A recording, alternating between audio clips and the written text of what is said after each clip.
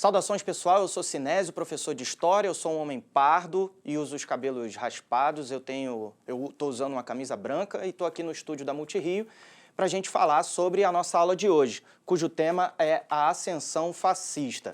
Mas antes de começar a nossa aula, algumas perguntas para você pensar. Você sabe exatamente o que é o fascismo? O fascismo e o nazismo são a mesma coisa?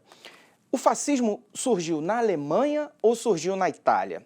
Hitler tomou o poder ou ele foi eleito pela população? E o que é exatamente o Holocausto? Essas são apenas algumas perguntas que nós responderemos na aula. Mas antes, só mais uma ressalva. É bom dizer, né, para fins da nossa compreensão sobre o fascismo, que aqui nós veremos os casos italiano e alemão. Muito embora as expressões e as manifestações do fascismo tenham ido do Oriente ao Ocidente no século XX. Mas aqui na nossa aula nós vamos nos concentrar na experiência italiana e alemã. Vamos nessa? Então, observe aí o slide. O nome fascismo tem muito a ver com o caso italiano, né? A palavra fascismo vem do italiano, né? Do fascio, e significa feixe. Na Roma Antiga, o fasci, né, a versão italiana da palavra em latim, era um machado, né, revestido por varas de madeiras. E eu trouxe aqui um exemplo para vocês poderem observar, né? Aqui tem um palito de churrasco, só para fazer a analogia. Sozinho você consegue quebrar ele de maneira muito fácil. Mas se você juntar vários palitos, né, você não consegue quebrar, não é fácil quebrar, né, todos os palitos juntos. Então essa era uma espécie de metáfora, já que o fasce ele era utilizado por seguranças dos magistrados e era um símbolo de prestígio e de poder e de força e de unidade no antigo Império Romano. Aliás, já que estamos falando nessa situação, é bom dizer que essa metáfora, essa analogia, lembra uma característica muito importante do fascismo, que é o corporativismo, né? Em outras palavras, de acordo com essa orientação corporativista, né, bem típica dos fascismos, as posições do grupo, né, elas são prioridade frente às vontades individuais, né? A coletividade é que deve prevalecer sempre. É da corporação que vem a força que impulsiona as mudanças e as conquistas e que gera essa tal redenção nacional. Muito bem, então a característica do fascismo que nós já vimos é o corporativismo. Uma outra característica muito importante do fascismo é o ultranacionalismo, ou seja, a defesa dos interesses nacionais com estímulo ao sentimento de unidade, de união, né? Uma outra característica importante é o anticomunismo, né? Os fascistas compreendiam que a interpretação socialista, baseada na luta de classes, dividia a nação. E, além disso, eles discordavam do ideal igualitário, que foi pensado pelos socialistas e difundida por vários partidos comunistas. Outra característica do fascismo é o antiliberalismo. A democracia representativa, na visão dos fascistas, ela enfraquecia a nação porque permitia que os grupos minoritários, considerados frágeis, ou então os grupos que fossem desapegados, digamos, do ultranacionalismo, pudessem ter participação nas decisões do Estado. Uma outra característica também bem relevante do fascismo é o culto ao líder. Essa não é uma característica exclusiva do fascismo, é verdade, mas, mesmo assim, vale notar que os líderes fascistas sempre são do sexo masculino e funcionam quase como encarnações do coletivo nacional, né, como predestinados à condução da nação a um futuro redentor e idealizado, né? Uma outra característica é a exaltação de um passado glorioso, né? A gente tem aqui uma maneira muito própria de glorificar certas memórias, ao mesmo tempo que sugere um presente trágico e um futuro, né, que deve ser construído e uma glória a ser alcançada, sob liderança, óbvio, do líder, né, fascista. Os fascistas italianos, especificamente em relação a esse ponto, eles exaltaram muito o antigo Império Romano. E os nazistas, o primeiro e o segundo Reich. E por isso mesmo, o Hitler argumentava que ele ergueria o terceiro Reich alemão, né? Uma outra característica também que marca muito o fascismo é a propaganda política de massa. Os fascistas eles foram habilidosos em manipular novas tecnologias de comunicação e de formação, como cinema e peças audiovisuais, por exemplo. E, por fim, sem querer encerrar a lista das características do fascismo, nós temos aí a defesa da violência como um método político, não é? O êxito do coletivo nacional, de acordo com a compreensão fascista, ela poderia ser alcançada também com o uso da violência, né? Inclusive, isso justificava governos autoritários. Bom, genericamente, podemos falar de instabilidades políticas e econômicas após a Primeira Guerra como elementos que colaboram nessa ascensão fascista no contexto do início do século XX, né?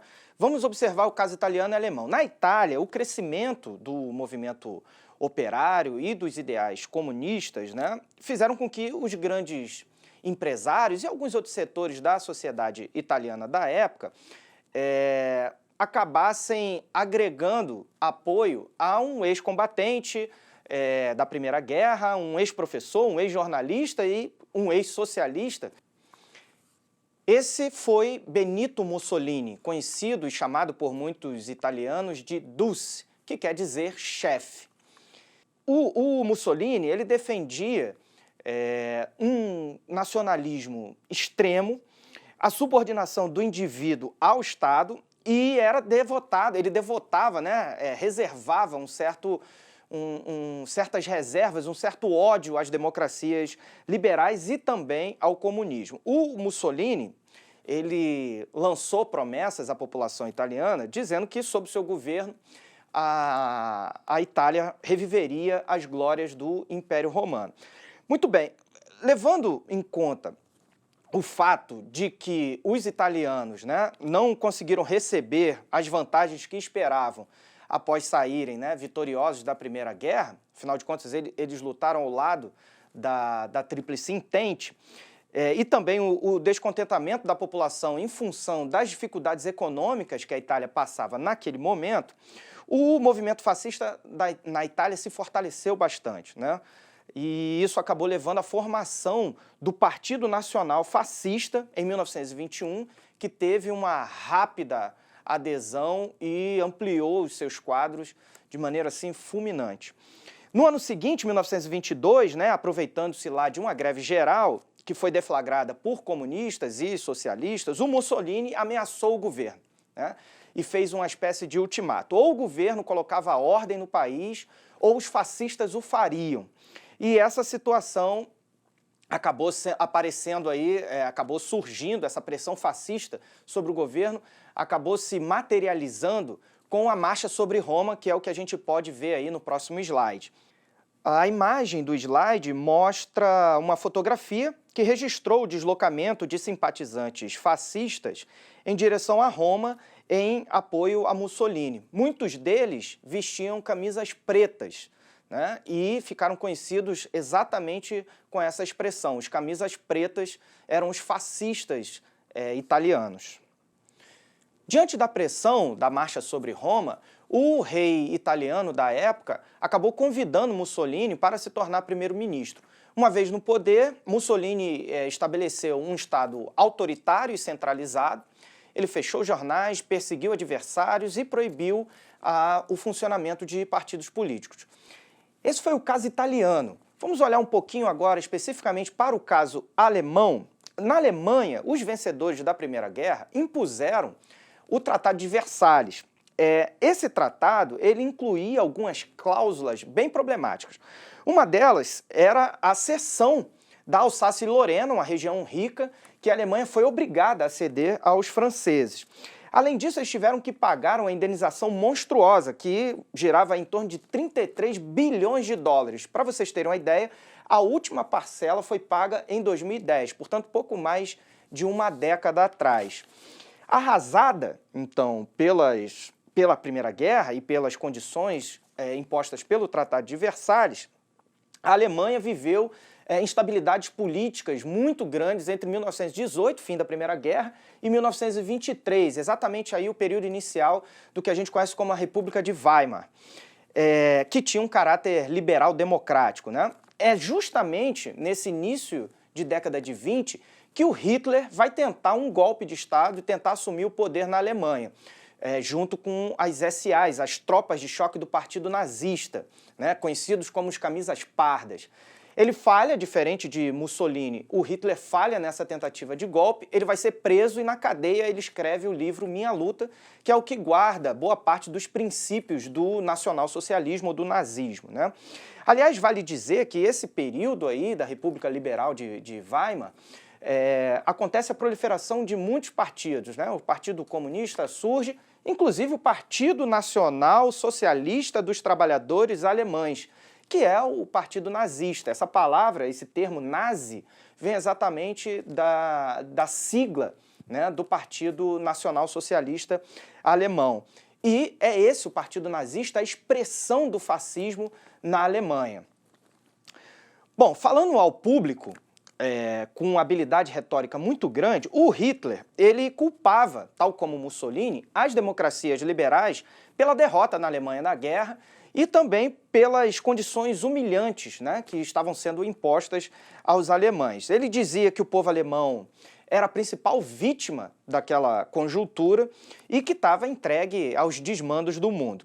Com orgulho ferido, vocês podem imaginar que a população alemã ela foi, digamos, seduzida por esse discurso do Hitler, que era ultranacionalista, antiliberal e anticomunista, né? Além da estabilidade política, né, é bom também a gente destacar os elementos econômicos aí rapidinho que afetaram a Alemanha, né? A Alemanha, nesse período, na década de 20, início da década de 20, de 1920, né, chegou a experimentar um pouco mais de 40% de desemprego, né? A inflação, a concentração de renda ajudaram muito o crescimento das desigualdades, da fome e da miséria. E é nesse cenário aí trágico que o Hitler, já liberto da cadeia, ele vai assumir o poder em 1933, vai assumir a chancelaria, que seria uma espécie, né, de cargo como do primeiro-ministro que o Mussolini assumiu na Itália. Ele foi convidado pelo presidente alemão da época para assumir esse posto. Bom, no poder, o Hitler implantou uma das mais sanguinárias ditaduras da história, né? Ele fechou sindicatos, ele cassou os partidos, né, dissolveu os partidos políticos, ele fechou jornais, ele ordenou a queima de livros e ele também demitiu democratas e comunistas dos seus empregos. E também, sem contar, né, o Holocausto, que foi a morte de mais ou menos 6 milhões de judeus nas mais variadas condições, né, entre elas os campos de concentração. Além dos judeus, Hitler tratou de perseguir ciganos, negros, homossexuais e uma série de outros grupos sociais na Alemanha. Em 1934, com a morte do presidente, o Hitler assumiu a presidência, né, e assumiu isso como o título de Führer, que queria dizer exatamente o guia ou o condutor, né? Defendendo a superioridade da raça ariana, o antissemitismo, que era a caça aos judeus, e a necessidade de um espaço vital para a Alemanha.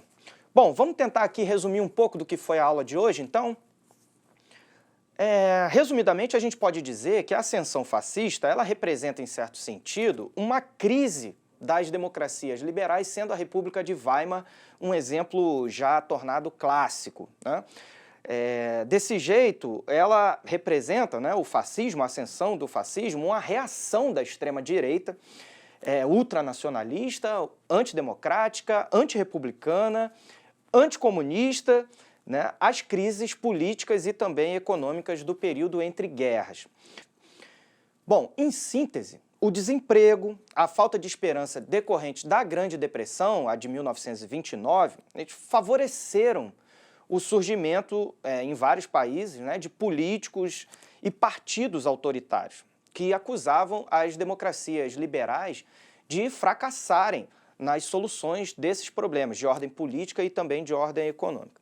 Bom, somado a isso, um certo temor, né, com o avanço dos ideais socialistas na Europa, fez com que esses partidos e essas lideranças autoritárias fascistas ganhassem grande audiência e grande apoio.